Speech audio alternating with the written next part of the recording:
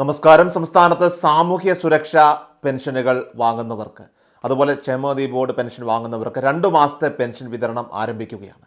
സാമൂഹ്യ സുരക്ഷാ പെൻഷൻ അതുപോലെ തന്നെ ക്ഷേമനിധി ബോർഡ് പെൻഷൻ ഗുണഭോക്താക്കൾക്ക് 2 ഗഡു പെൻഷൻ കൂടി ഇപ്പോൾ വിതരണം ചെയ്യുന്നതിനായിട്ട് 1604 കോടി രൂപ അനുവദിച്ചതായിട്ട് ധനമന്ത്രി KN ബാലഗോപാൽ ഇപ്പോൾ അറിയിച്ചിരിക്കുകയാണ്. ധനമന്ത്രിയുടെ ഫേസ്ബുക്ക് പോസ്റ്റിൽ ഇക്കാര്യം ഇപ്പോൾ ഔദ്യോഗികമായിട്ട് പങ്കുവച്ചിട്ടുണ്ട്. വിശദമായിട്ടുള്ള അപ്ഡേറ്റിലേക്ക് നമുക്ക് പോകാം. വിതരണ തീയതി പ്രഖ്യാപിച്ചിരിക്കുകയാണ്. എല്ലാവരും പൂർണ്ണമായിട്ട് ഈ അപ്ഡേറ്റ് ശ്രദ്ധിക്കുക, വാർത്ത ഷെയർ ചെയ്യുക. 62 ലക്ഷത്തോളം പേർക്കാണ് 3200 രൂപ വീതം ലഭിക്കുന്നത്. ജനുവരി 24 തീയതി വെള്ളിയാഴ്ച മുതൽ ഗുണഭോക്താക്കൾക്ക് പെൻഷൻ ലഭിച്ചു തുടങ്ങുന്നതായിരിക്കും. 26 ലക്ഷത്തോളം വരുന്ന ആളുകൾക്ക് അവരുടെ ബാങ്ക് അക്കൗണ്ടിലായിരിക്കും തുക എത്തുക. മറ്റുള്ളവർക്ക് സഹകരണ സംഘങ്ങൾ വഴി വീടുകളിലെത്തിയായിരിക്കും പെൻഷൻ കൈമാറുക. ജനുവരിയിലെ പെൻഷനും അതോടൊപ്പം തന്നെ 1 മാസത്തെ കുടിശ്ശിക ഉള്ള ആ ഗഡുക്കളിൽ ഒന്നുകൂടിയാണ് ഇപ്പോൾ അനുവദിച്ചിരിക്കുന്നത്.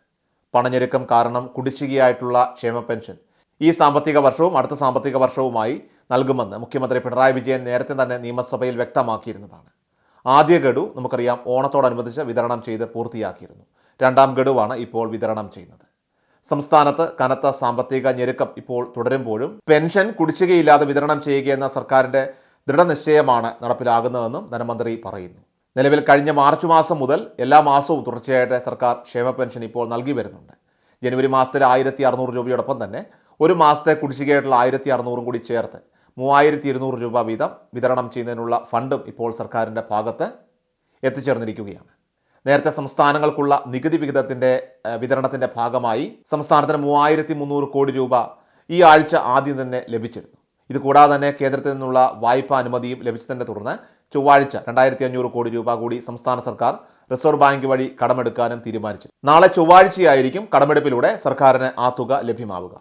അതിനുശേഷം ജനുവരി 24 തീയതി വെള്ളിയാഴ്ച മുതലായിരിക്കും പെൻഷൻ തുകയുടെ വിതരണം ആരംഭിക്കുന്നത്. 2 മാസത്തെ പെൻഷൻ തുകയായിട്ടുള്ള 3200 രൂപയായിരിക്കും ഈ മാസം വിതരണം ചെയ്യുകയെന്ന് കഴിഞ്ഞ ദിവസം DBTCL അധികാരികളുടെ ഭാഗത്തു നിന്നും ലഭിച്ച അറിയിപ്പ് അനുസരിച്ച് അതിൻ്റെ കൃത്യമായിട്ടുള്ള അപ്ഡേറ്റ് നമ്മുടെ ചാനലിലൂടെ തന്നെ ആദ്യം നിങ്ങളെ അറിയിച്ചതാണ്.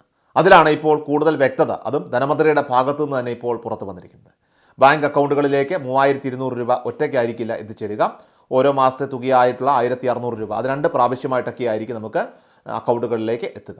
ചിലർക്ക് മണിക്കൂറുകളുടെയൊക്കെ വ്യത്യാസത്തിൽ തന്നെ 2 ഗഡുക്കൾ 1600 രൂപ അക്കൗണ്ടുകളിലേക്ക് എത്തും. ചിലർക്ക് ഒരു 1600 രൂപ ഗഡു എത്തിയതിനു ശേഷം പിറ്റേ ദിവസമായിരിക്കും ചിലപ്പോൾ അടുത്ത ഗഡു എത്തിച്ചേരുക.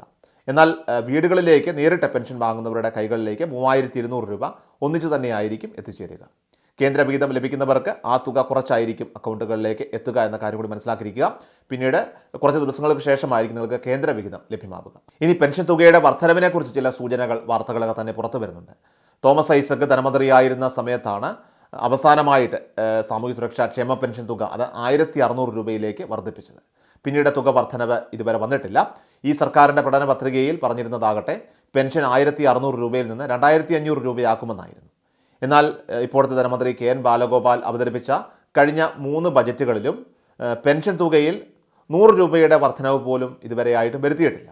ഇപ്പോൾ ധനമന്ത്രി അവതരിപ്പിക്കാൻ പോകുന്നത് അതും ഈ സർക്കാരിൻ്റെ ഈ മന്ത്രിസഭയുടെ അവസാനത്തെ സമ്പൂർണ്ണ ബജറ്റാണ്. അതുകൊണ്ട് തന്നെ ധനമന്ത്രിയുടെ ഈ ബജറ്റിൽ ക്ഷേമ പെൻഷൻ തുകയിൽ നല്ലൊരു വർധനവ് ഉണ്ടാകുമെന്ന സൂചനകൾ തന്നെയാണ് ഇപ്പോൾ പുറത്തു വന്നിരിക്കുന്നത്. സർക്കാരിൻ്റെ സാമ്പത്തിക സ്ഥിതി കൂടി പരിഗണിച്ച ശേഷമായിരിക്കും തുകയിൽ വർധനവ് വരുത്തുക. 2000 വരെയായി പെൻഷൻ തുക വർദ്ധിപ്പിച്ചേക്കുമെന്നാണ് സൂചനകൾ വരുന്നത്. ഈ 2025 അവസാനത്തോടുകൂടിയാണ്, നവംബർ മാസങ്ങളിലൊക്കെയാണ് സംസ്ഥാനത്തെ പഞ്ചായത്ത് മുനിസിപ്പൽ തെരഞ്ഞെടുപ്പുകളൊക്കെ തന്നെ വരുന്നത്. 60 ലക്ഷത്തോളം വരുന്ന ക്ഷേമ പെൻഷൻകാരുടെ നിലപാട് അത് തീർച്ചയായിട്ടും ഇത്തരത്തിലുള്ള തദ്ദേശ തെരഞ്ഞെടുപ്പുകളെ അതീവ പ്രാധാന്യമുള്ളതാക്കി തന്നെ മാറ്റുന്നതായിരിക്കും. അതുപോലെ തന്നെ അതിനുശേഷം 2026 നിയമസഭാ തെരഞ്ഞെടുപ്പ് വരികയാണ്.